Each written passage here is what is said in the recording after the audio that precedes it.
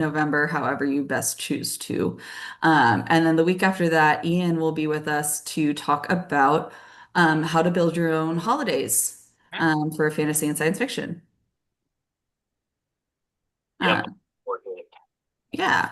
So, so if you have any questions as we're going through this or commentary, feel free to toss it in the chat or raise your hand. We'll be happy to talk about it. So the first question is, so what exactly does, Do we want to introduce ourselves oh, first? I'm sorry. Yeah, let's introduce ourselves. Go ahead, Okay. Shannon, introduce yourself. Sure. I'm Shannon Winton. I am an author and editor. I write a lot of female characters because it's easier for me. But I do write some male characters as POV characters. And sometimes I get made fun of for that, especially when I try to describe discomforts of the body and I get it wrong because I don't have those parts. Um, but that, that goes with the territory of actually asking somebody, their lived experience. But I'm also an editor. I've been an editor for over a decade. I specialize in speculative fiction and developmental editing. I teach editing science fiction and fantasy for the Editorial Freelancers Association, and I am currently developing a 6-week class for them on editing mysteries and thrillers as well. Because at a certain point, you realize there's uh, certain paths to making a book better, and you want to share that. So that's my background. Ian? Sure. Hi, I'm Ian Michael Everett. I've been a writer and editor for a long while now.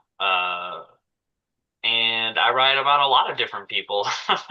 um, but I've always, I write a lot of male characters from a male perspective. Uh, so that's, but I'm not really a marginalized community. So, um, but I think it's very important to me as a writer with to when I do include characters of a large variety of backgrounds and cultures and ethnicities that they are as authentic as possible, and I've always strived for that in my writing. Nana? Hi everyone, I'm Anna Hawkins. I write science fiction and fantasy as AP Hawkins. Um, and also, an editor with Tomeworks, obviously. Um, I've had a few short stories published in uh, like literary magazines and anthologies. I'm querying a novel right now, working on another one. Um, and yeah, so I tend to work in secondary worlds. So I write a lot of non-human or not quite human characters. Um, but yeah, no, I do think this is the own voices is an important discussion to have, even if you are writing in secondary worlds, because um, you can unintentionally offend other groups of people that experience the world differently than you do. And so part of this like own voices movement and the own voices discussion is to help you be able to write from perspectives other than your own without unintentionally being offensive. So, And I'm Daphne Strassert. I am an author and editor. I specialize in romance and horror, but I write speculative fiction of all stripes. I've been published in over 12 anthologies and journals and have am a slush reader and review coordinator for the horror podcast Horror Addicts. Um, okay, so we talked a little bit about own voices, but Anna, do you want to give like a little bit of a like if you feel up to it, a little bit of like summary, basics of what Own Voices is, where it came from. sure, yeah. So, I'm not exactly sure of the origins of the movement. I mean, unless it's like, online origin, because that's that's where everything starts these days, right? Is on social media. But no, it's really about for minority groups and specifically indigenous people and people of color, are historically underrepresented in the publishing industry. And for, ever throughout the publishing industry, stories about, indigenous experiences, the experiences of people of color, etc., other, marginalized groups, those stories have been told by white, straight men in general. And so the movement is about making sure that these stories, the people who live these experiences get to tell these stories to other people. And so that's kind of like the basis for the Own Voices movement is, claiming a marginalized identity and saying, I am writing a story about being bisexual because I'm bisexual. Or, I am writing a story about the experience of living as an Indigenous person in the United States. That kind of thing. And so that's the origin of the movement, is making sure that people who are members of these communities are able to tell their own stories, and they're not, told by someone who hasn't experienced that for themselves. Yeah, so it part of it is because like in the past 10, 15 years, there's been just an ever-growing call for diverse stories. They want characters who aren't just necessarily white men. And so as publishers recognized that they wanted those stories, they wanted stories about people of color, they wanted stories about the queer community. Their first instinct was to fall back on their tried and true authors they already had and hire white people to write these stories. And then people who were picking up the books were like, hey, shouldn't a black person write about being black? Like, why is a white person writing this?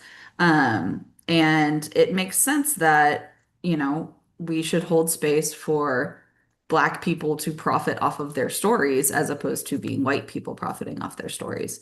The queer community, any underrepresented community, in the same sense. But this goes to what people get all prickly about is they say, well, the whole Own Voices movement means I'm just not allowed to be creative as a writer. I can't just write stories. So let's talk about that for a minute and why Own Voices does not actually curtail any of your creativity. Shannon, would you like to start us off? So I think when people say that, there's one of two things going on. There's some internalized racism that people are not facing in their own background, because it's like, well, if I can't do it this particular way, I want to do it, which is where I don't have to research at all or figure out what somebody else's background experiences are, or what their concerns are as they go through their day-to-day life. That might be different than mine, but I just want to take my ball and go home. And that's really not what this is about. And in fact, one of the criticisms of Own Voices is that people are feeling required to tell what their background is in order to be considered legitimate. And that's something that should not have to happen. If you are not comfortable yet describing that background that you have, because it's invisible or it's something that you're coming to terms with, or you simply don't want to be targeted by trolls, you should not have to out yourself in order to be like, oh, I can claim the hashtag. And I think people, presume that you do, and it is not something that is required. The execution is not, you don't have to say something from a point of view and out yourself. And unfortunately, that has happened where people have been like, oh, well, you're not using your own voices. And then an author has felt the necessity to explain themselves. And we don't want you to feel that way at all. What we want to do is have authentic representation. And from my own experience as also a bisexual woman, who's probably half a generation older than some of the other people on here, a lot of these, the bisexual content that I saw was very much written by boomers who were like, oh, we all have those feelings, we just ignore them. Which was useless to me. It was harmful to me. And I could not access, part of my persona when I read books that supposedly showed characters who were like me, because they weren't.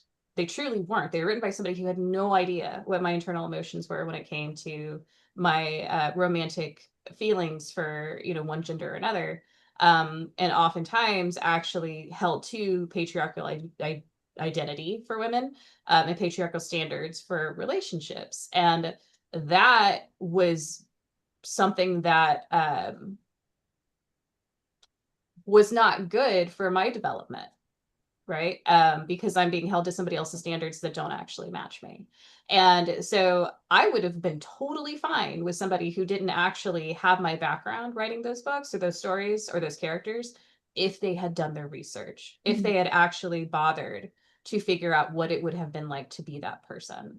And if they had accurately and authentically shown that character who was supposed to reflect me. And that would have been beneficial to me psychologically instead of harmful to me psychologically. And I think that's where people get tripped. I don't have that, then I can't write it. Well, F you. And that is not the point. Yeah. Yeah, you know, I see people, you know, getting tripped up about, you know, mostly white people online getting tripped up about, well, you know, I'm not, you know, I guess that means I can't write, you know, any stories with a diverse cast. I can't write any stories with, you know, Black characters in them at all anymore. That's not true. The and it's a nuanced point. Like the point of own voices is that Black people, gay people, Indigenous people, whatever marginalized identity you have, you are getting to tell stories about those experiences. White authors can still include diverse characters in their stories, but they should, like, the point of own voices is like telling them, hey, if you're going to tell a story about the Black experience in America, you need to be a little bit careful. And, you know, make sure you understand, like, do your research, talk to Black people, have Black sensitivity readers to read this story that's like about the experience of being Black versus, you know, oh, I have a Black character, but my story's not about the fact that they're Black or about the fact that they're gay. They just happen to be Black or gay. So there's like a difference in the kinds of stories. And that's kind of what Own Voices is trying to get across. And I think that that's like the point that people struggle with the most. They don't understand, or like they intentionally choose to misunderstand that that's the point. And so, yeah, that's where I see people getting hung up on it. I think from my perspective, a lot of people that I see talk about this, or they don't understand that when, you know, I can't write a Black character or whatever, and then they use that Black character to speak on the Black experience when they've never lived it. That is what we're trying to avoid, and that's what we're trying to, you know,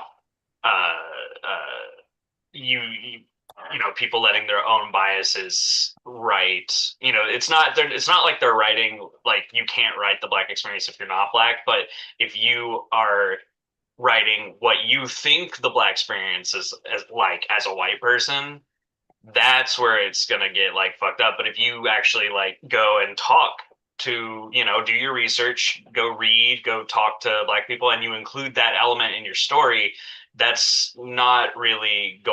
probably not going to be a problem.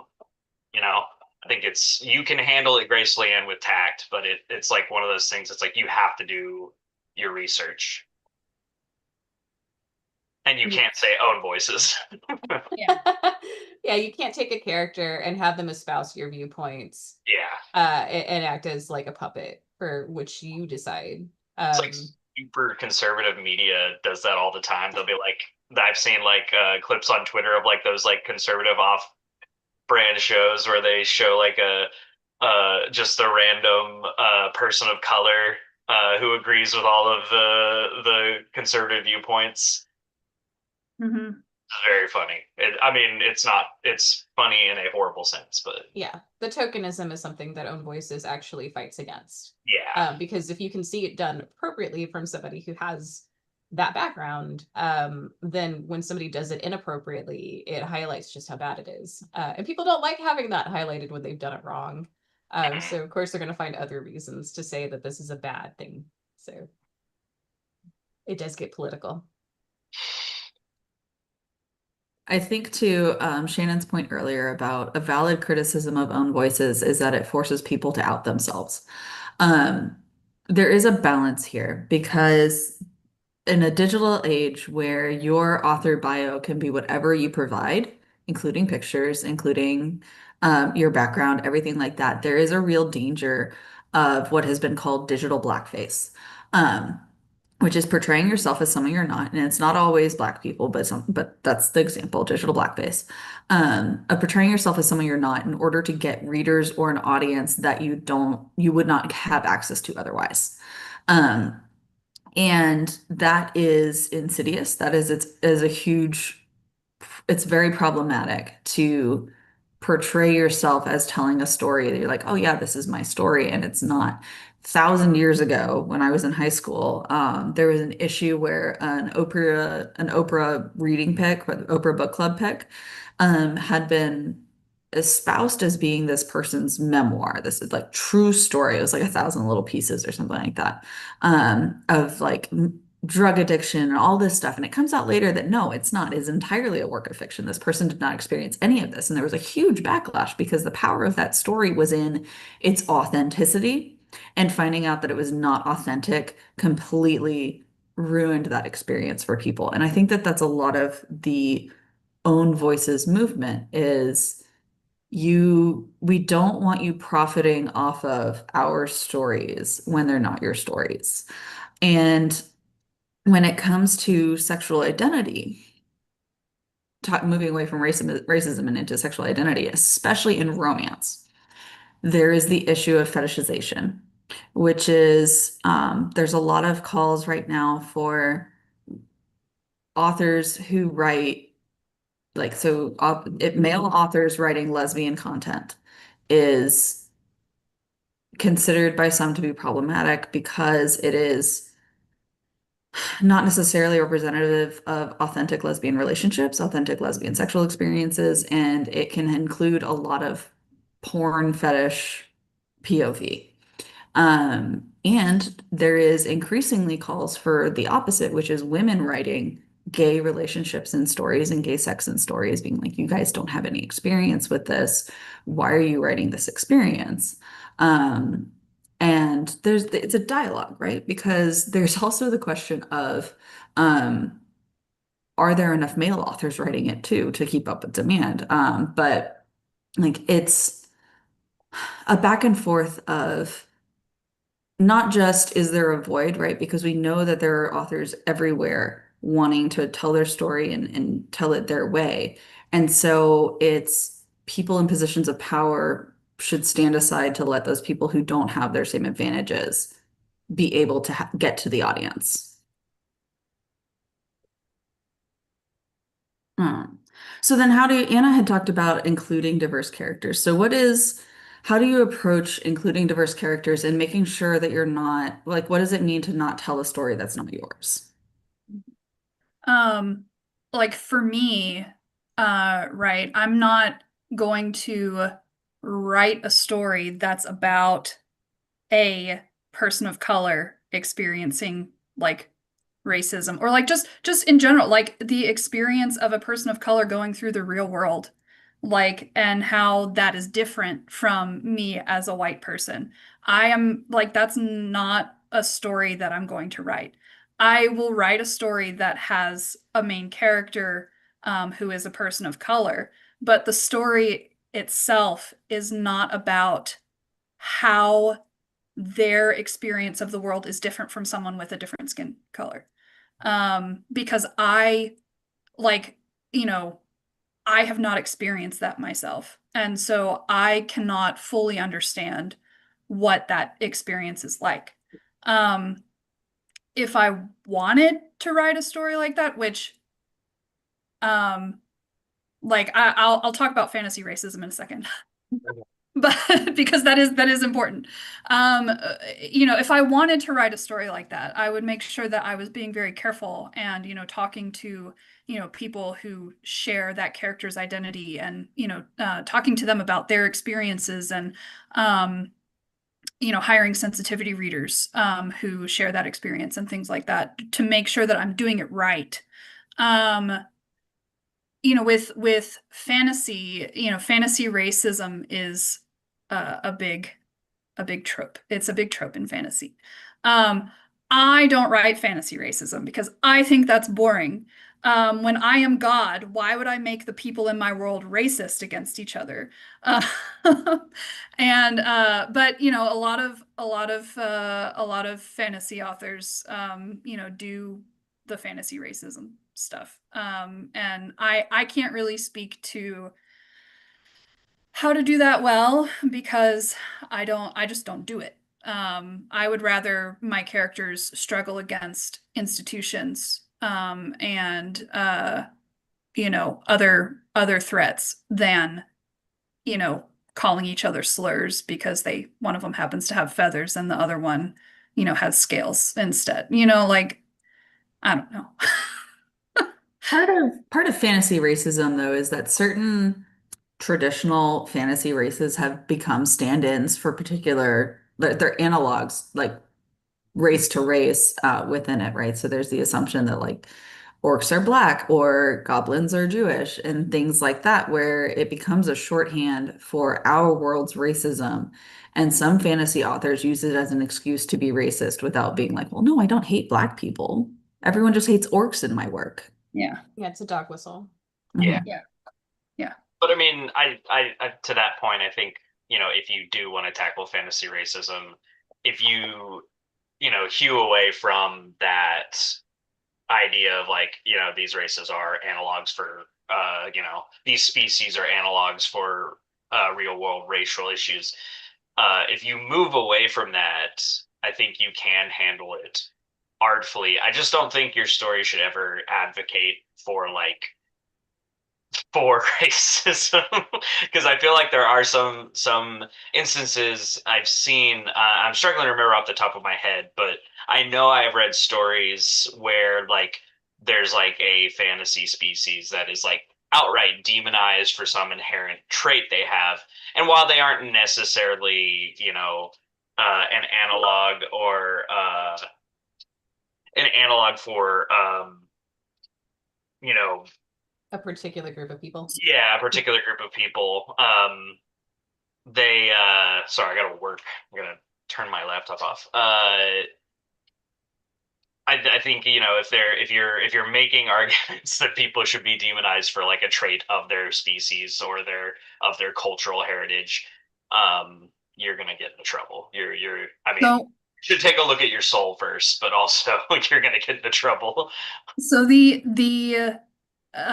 example that I think about off the top of my head where this is done really well, where you have characters who are demonized for specific traits and the story is like about that experience, is by N.K. Jemisin, who is a Black woman. And for her, it's like a metaphor because she's Right, like it's not exactly. it's not just skin color, the magic. Right. But and I do think that, and Daphne, touched on this, is that even, fantasy racism, even when you're dealing with orcs and, goblins and elves and whatever, like it is still a metaphor for real world racism.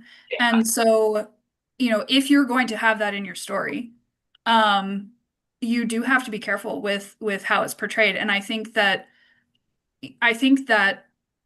white authors Mhm. struggle with the portrayal more because this is not something that white people experience in real life, versus authors of color who do experience actual real world racism.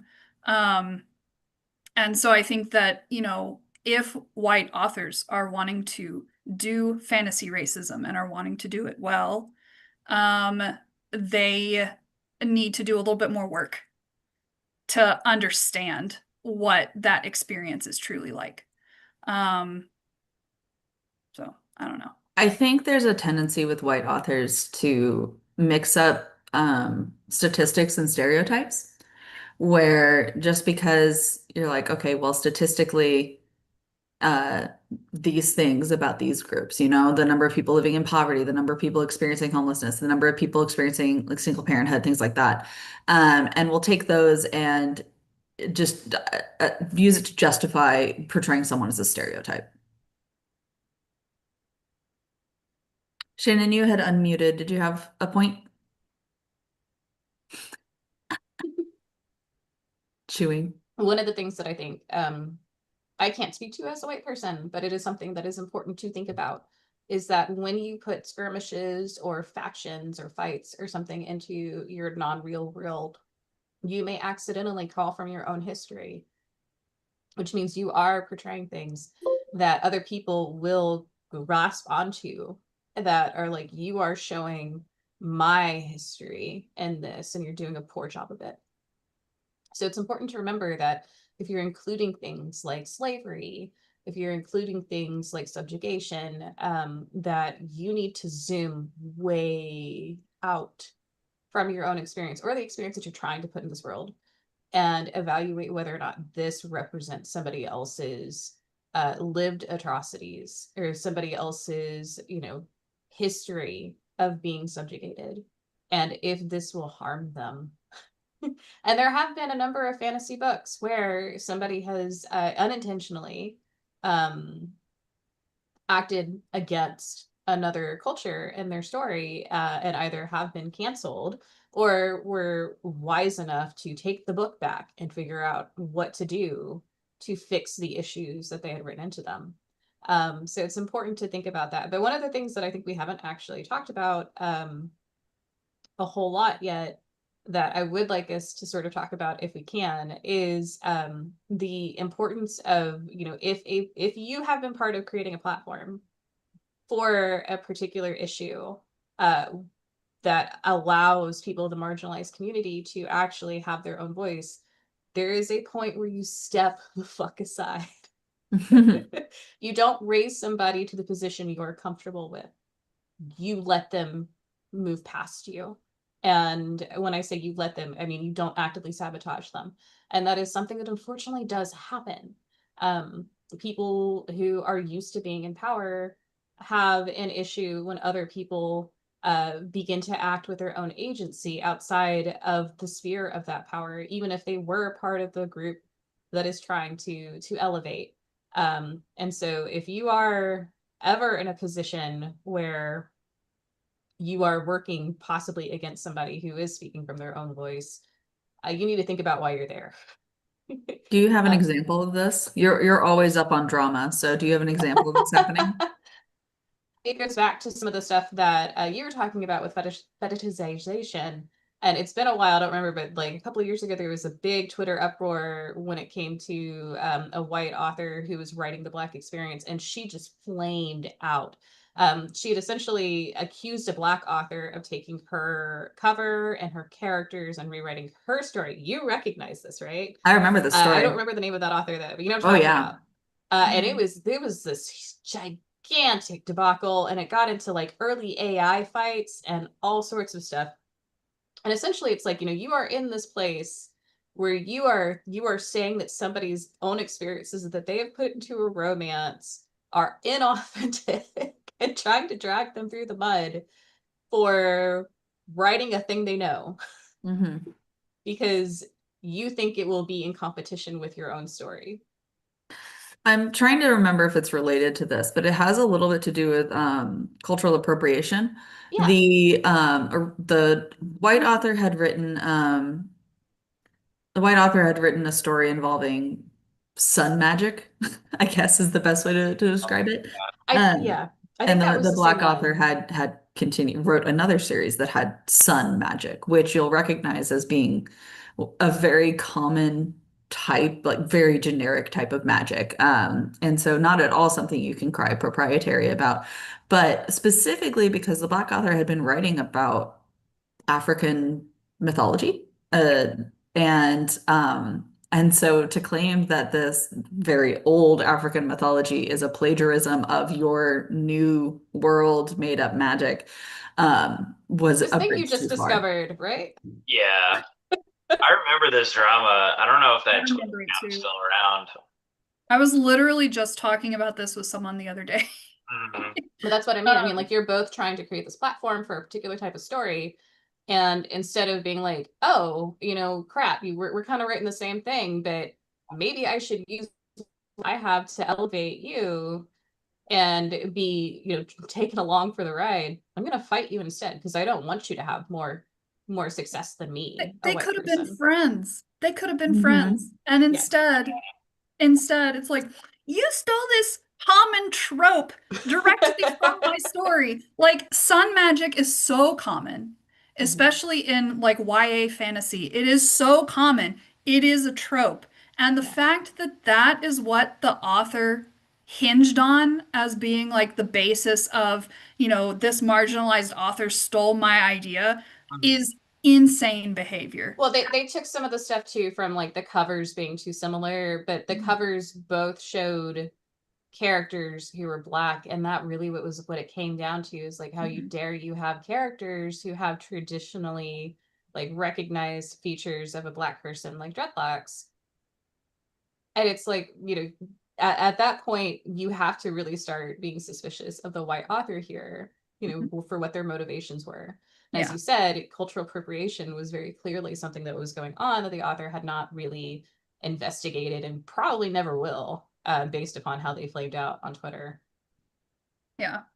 But at the same time, like, my point kind of still stands with this. Like, you are both creating a platform, maybe not together, but independently, you're both striving for the same thing. And you want this particular kind of story to be successful, then your marketing will, hopefully create success for other authors and theirs to yours, because there's the also bots and all that stuff. But to try to stomp someone down for being similar and thinking you can do it because they're marginalized is horrific. And it's something that, this is one of the most blatant cases of it. But it does happen just in general across different spectrums outside of literature as well, which is one of the reasons why we should be paying attention to it, because we can see it coming when these fights end up inside of the publishing world. So, uh, let's talking about cultural appropriation because that's a big part of things. So, I'm an original weeb. I grew up loving anime and manga and so Japanese folklore, everything like that, right? Um, and that has informed my writing a lot. It is not just in like writing style or tropes or things like that, but like it's something that I find super fascinating. And so as I move forward, as I am no longer a baby writer and I'm trying to make less and less mistakes, um, how can I, as an author, incorporate things from other cultures without necessarily appropriating them or trying to tell a story that isn't mine? I think this is where Own Voices gets really tricky. Because it depends on what you're trying to do or how far you're trying to go. Like if you're a white author trying to write a story in a, for example, Daphne, since you brought up anime, Mhm. if you're a white author writing a story in an Asian inspired setting, um, you have to be very careful with how you portray that setting.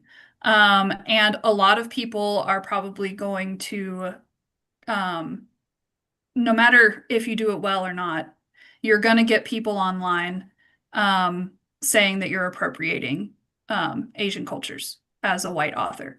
Um, and so I think that the important thing to do before anything else, before you start doing any research or anything, the important thing to examine is, why do I, as a white author, need to write a story that's in an Asian inspired setting? Like, why is the setting, why does it have to be Asian inspired in this story that I write?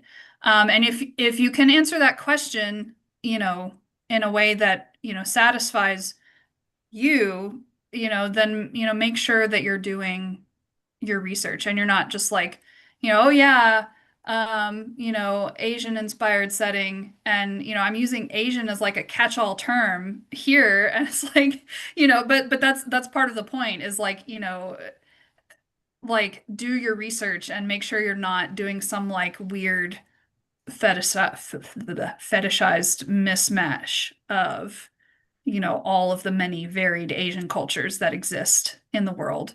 Um, yeah, this particular one is trickier to like get it right, I think. So I think it's okay to say that there's going to be answers that are uncomfortable for us, and one of those answers is no. yeah, that's true. And like as much as, I writing is an exercise for us, right? And it is okay to tell me, Daphne, you can write that story, just leave it on your laptop. Yeah. One of the things that I end up doing a lot with clients who have outdated viewpoints and who or have blind spots, because I don't ever, when I see something that's egregious in this realm, I presume it's done out of either something internalized or something unknown. But one of the things that I think is very helpful is, okay, you're writing about this particular culture, you're writing about characters who are supposed to represent this culture. Would you show this writing to somebody from that culture and think they're going to like it? And if they can't answer that immediately with yes, something needs to change. So I think that's one of those real quick things you can do. Like if you're writing in somebody else's culture and you think they're gonna adore it, by all means go do that and find out. Maybe you have blind spots still. But if you are not encompassing the people from that culture and your sense of who's like an ideal reader, then you have a disconnect that you need to bridge. Mhm. Yeah. Yeah. I think, this plays into developing secondary worlds too. You know, because secondary worlds, the cultures that you are building, cities, whatever settings that you're building for your secondary world, it's going to be inspired by what you know. Like, even if you're like, oh yeah, this is totally unique and like not based on the real world at all. No, it exists in the context of the real world. And therefore, it is based on, what you know of the real world.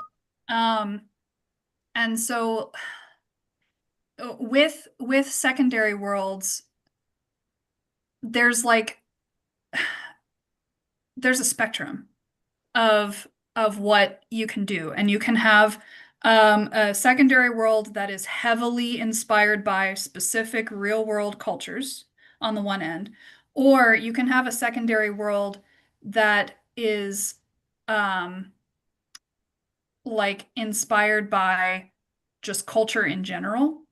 And so like you have like inspired by a specific culture, inspired by culture, and it's like a spectrum. And so you might get secondary worlds that maybe feel more European inspired or feel more Asian inspired versus ones that feel a little bit more generic.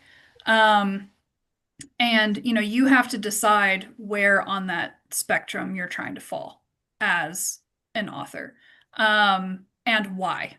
So, yeah. I think, you can avoid to just kind of piggyback off that, you can avoid cultural appropriation. The easiest path is to draw back and look at the big picture and say, well, okay, so cultures have this, and this. Why do they have this, and this?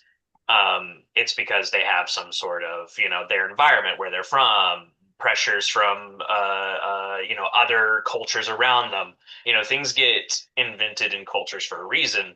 And if you look instead at, if you don't say, oh, I want to make, Japanese society or whatever, because that's, I love anime, or if you look at that, instead you ask yourself, okay, what are the pressures that face a small island nation with, these resource issues?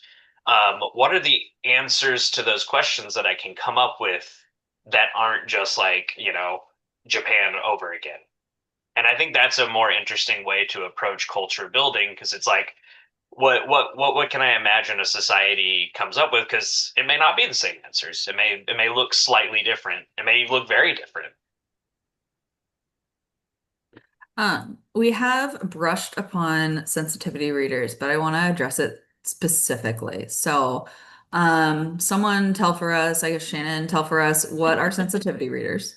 So sensitivity readers are readers that go through your story, and from their perspective tell you if you transgressed on a particular type of character, and their real world equivalent. So your sensitivity reader should be somebody who actually is aware of the group of people who are being written about, or who the analog is for that group of people. So I could be a sensitivity reader for certain things, but I certainly cannot be a sensitivity reader for being somebody who is in the trans community, because I am not. And as much as I have friends and blah blah blah, I am not somebody who has gone through the process of deciding whether or not to transition, who has had body dysmorphia in the same way. I am not a good, critic of anything you put in your book about that. I have an amount of knowledge that may be more than somebody else, but I am not an expert, and I can't tell you if the authenticity in your story is there or not, or if the stuff that you're talking about is actually going to cause harm. And if you were here at the very beginning, I did talk about how inauthentic representation does cause harm, and you want to avoid that. So your sensitivity readers are trying to help you make sure you get it right. But they could be for anything. They can be for cultures, they can be for gender, they can be for lived experiences. So when we think about things where you might put up a notice, or contains this kind of content banner above above the sales page of your book, because you're worried it may bother somebody, you can have a sensitivity reader for whatever that is as well, whether it be like incest, murder, or what have you. So if somebody flags your story as having a sensitivity issue, or prospectively having a sensitivity issue, you find a sensitivity reader who can speak to that issue. And in all honesty, you should probably get more than one, because sometimes No one people's person is a experience. monolith. Exactly. And this means that you may be spending money that you don't want to spend, but it is better for you to reach a wide audience well than reach a wide audience poorly. And the real thing is do no harm, right? I know you're not all doctors, but that should be a writer's mantra as well. Do no harm. That should be everyone's mantra. Like, seriously, that should be society's mantra, is do no harm. For Yeah. real. I do know a number of sensitivity readers who will work in trade. It may be something that you have to work towards, but if you have a skill they could use, it's possible that you can barter a sensitivity reader. I don't suggest doing that up front for everything, because almost everybody will barter something, but you have to find the right person, and it may be a situation where it's worth you doing work in another avenue if you can't afford to get them. But at the same time, again, we're trying not to be harmful in our stories. I presume everybody has a good faith effort to do that. And if you do have a sensitivity reader and they tell you that your story isn't working in 7 or 8 different ways, then you should go back and figure out how to fix that before you publish the book. So Yeah. I think I covered it. What do you think, Daphne? Did I miss anything else? No, yeah, that's definitely it. Do you have any resources for how people can find sensitivity readers? You actually can't. I believe both ACES, which is the American Copy Editing Society, and Editorial Freelancers Association. There's a couple of other non-American editing societies that have directories. And sensitivity reading is something that almost all of them now have on the directory as something that you can list yourself as. So I do not personally do sensitivity reading, but I do know that you can find them there, find sensitivity readers there, and figure out, a couple of good prospects for that. Okay. So Ian, I hope you're willing to talk a little bit about little bit about your work in progress here, because I know you're working on a story that deals heavily with feminist issues and the patriarchy, and you're approaching that as a man. And so I want to have hear some of your thoughts on how you are looking at those issues and how you are doing it from an own voices perspective. Yeah. I mean, in as much as I can be own voices, which I don't think is very much. But so yeah, the story I'm working on, the undertaking that I set out to do with the goal in mind was to write a story about feminist issues, but in how insofar as how it affects a male character, or male characters in general. How patriarchy socializes male characters. You know what that looks like, how it harms them. And it's not just like oh, like these guys, they get a lord over everything or whatever. It's about how just you know the patriarchy is as toxic to a lot of men. I'm not going to say all men, and the society. It's kind of weird. It's a very different toxicity, but it is very toxic to men, and I think that's something that you don't see addressed very often, especially from male writers. They don't take hard looks at you know why do I act this way? Why do I act like I have to bottle up my feelings, or why I have to look a certain way, why I have to have pecs and abs, or Why I can't talk to my friends about yeah, certain things. yeah, why I can't talk about my mental health issues, why I can't fully love my mom or my girlfriend or my even why I can't fully embrace my father or my father can't fully embrace me. I'm not saying these are things that I've always dealt with, but there have been like even for someone that is conscious of it, like there's a wedge there, like sometimes I look at my relationship with men, and there is this kind of distance that patriarchy wants you to keep because otherwise you're gay or something like that, and you don't and not even in the sense of like you know homosexuality or whatever, but like in like a weakness kind of way. Like you can't be seen as weak. And so that is kind of the approach that I'm trying to take, is like how would a character navigate that? How would a story progress if, you had like a not necessarily this is what I'm exactly doing, but if you had like some sort of like chosen one hero who realizes the biggest thing that is affecting him and society is not some sort of dark lord that needs a ring tossed into a fire, but uh, that all men are killing themselves by ingesting poison daily or something like that. And that's kind of the approach I'm taking on this. So I'm a little scattered on it still, but I'm assembling notes. I'm doing reading. I've been reading some bell hooks and other works that I'm trying to get into that mindset to kind of uh, not only do I think it's just good reading, but to kind of do that interior check and how I would write a character that kind of reflects my own experience in the patriarchy. But I did want to go back to like things like writing fantasy racism or writing misogyny or writing any other kind of prejudice. If you're gonna write a story about patriarchy, unfortunately, I think you're going to end up writing a story that's also about those things.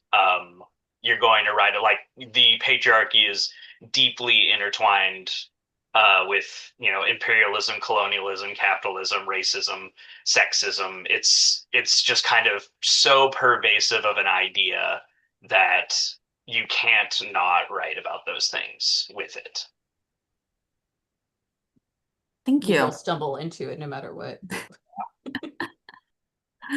Um, I think one thing, as we're getting close to the end, so I want to talk about, we've talked about how you can work with the Own Voices movement as a writer, being supportive in your writing, but also as a reader.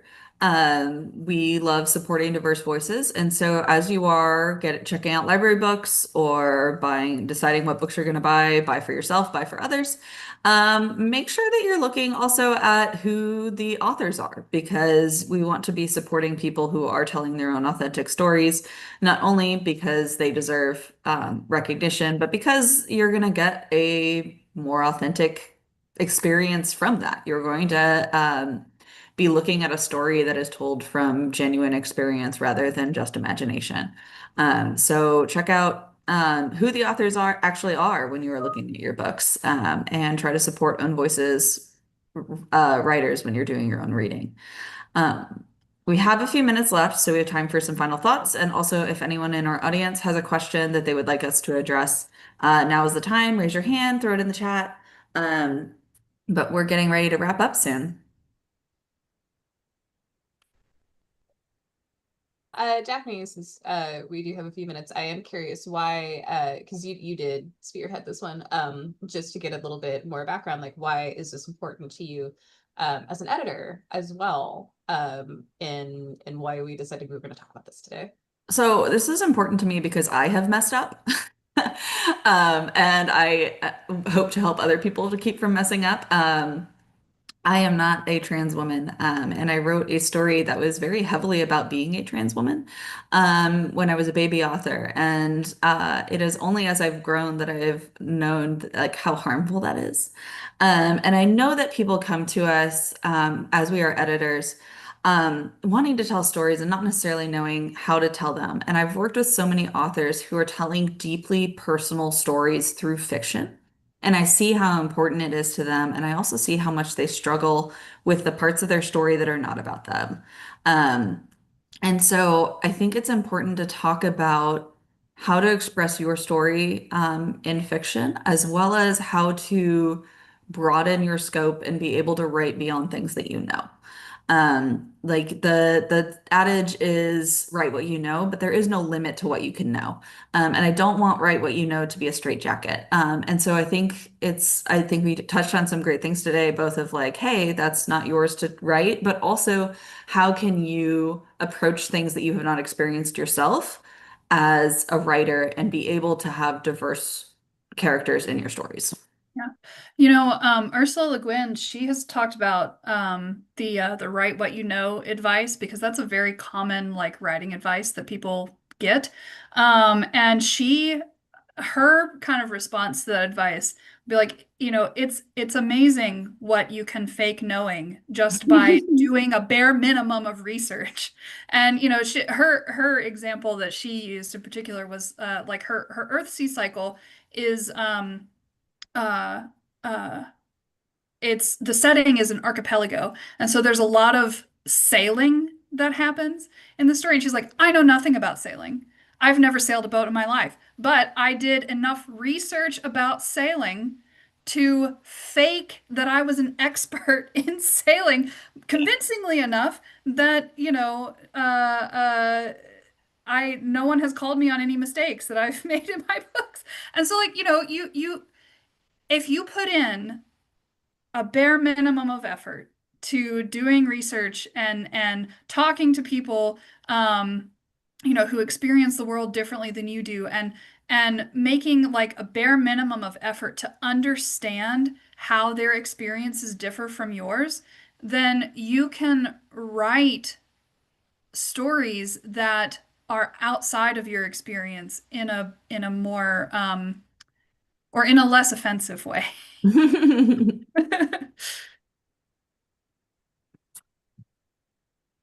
Anyone else have any final thoughts? I think for me, a lot of us as writers and as editors, our themes are really important to us. Even if we're writing some sort of action story, if we're trying to write a romance, what have you, the themes of our stories are often paramount. And we want those themes to register with the largest number of people. And one of the things that you do when you don't write authentically is it means you can't give that person, that possible reader, and a way to access your theme or your message. You've outsided them, and that's really sad to me. And I think that you as an author putting so much hard work into your story, into making a vessel to communicate with, the closing ports off to yourself when you don't access those people, and their lived experience, and you run them off. So to me, I would hate to do that, even for selfish reasons. But more importantly, because I can't share like true communication with somebody else. Well, that's going to be all from us. Thank you, everyone. Thank you, editors, for joining us and for your thoughts. Thank you, viewers, for coming with us on this journey. Remember, no writer's lunch next week, but the week after, we're going to be talking about how to world build holidays with Ian.